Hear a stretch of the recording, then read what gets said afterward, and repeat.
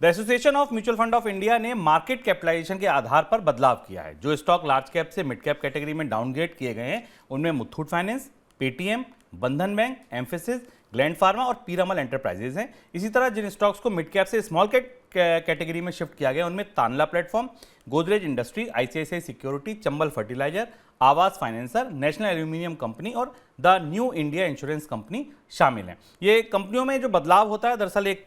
6-6 महीने पर ये एक एक्सरसाइज होती है जो एएमएफआई करता है और मार्केट कैपिटलाइजेशन जो होता है एवरेज उसके आधार पर ये बदलाव किया जा सकता है। ये तो हुआ बदलाव, अब इसका असर क्या होगा ये पूछते हैं अंशुमान जी से। सर, इसका असर क्या होगा?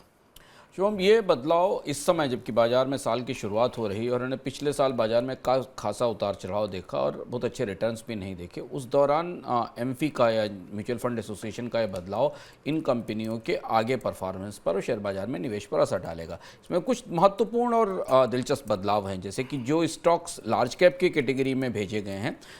यानी बड़े कैपिटलाइजेशन वाले स्टॉक्स की कैटेगरी में भेजे गए हैं, उनमें वरुण बेवरेजेस है, पेज इंडस्ट्रीज़ है और टाटा एलेक्सी है। इसमें एक टेक्नोलॉजी स्टॉक है,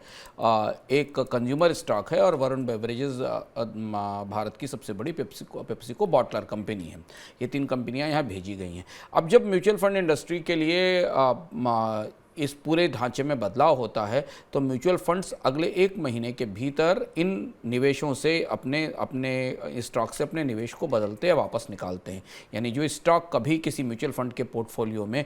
लार्ज कैप कैटेगरी में था और वो मिड कैप कैटेगरी में आ गया तो उन्हें यहाँ से निकलना होगा, बिकवाली करनी होगी और उसकी जगह दूसरा स्टॉक शामिल करना पड़ेगा। हमने पिछले 1 साल के दौरान भारत की म्यूचुअल फंड उद्योग में लार्ज कैप फंड्स में ठीक ठाक तब भी बेहतर रिटर्न देखा है और ये बड़ा फेरबदल जो लार्ज कैप से मिड कैप का हुआ, जिसमें कई सारी कंपनियां लार्ज कैप से मिड कैप की कैटेगरी में आई हैं, इन कंपनियों के लिए ये खबर बिल्कुल अच्छी नहीं है क्योंकि इन्हें म्यूचुअल फंड्स की बिकवाली का सामना आने वाले समय में करना पड़ेगा और उसमें भी खासतौर पर पेटीएम का डाउनग्रेड लार्ज कैप से मिड कैप पे होना और भी चुनौतीपूर्ण है क्योंकि पेटीएम का स्टॉक लगातार पिटा हुआ स्टॉक है। पिछले 1 साल से शेयर बाजार में निवेशकों के लिए काफ़ी निराशाजनक रहा है और कंपनी भी बायबैक की प्रक्रिया से गुजर रही है जहां पर उसने बायबैक शुरू किया है।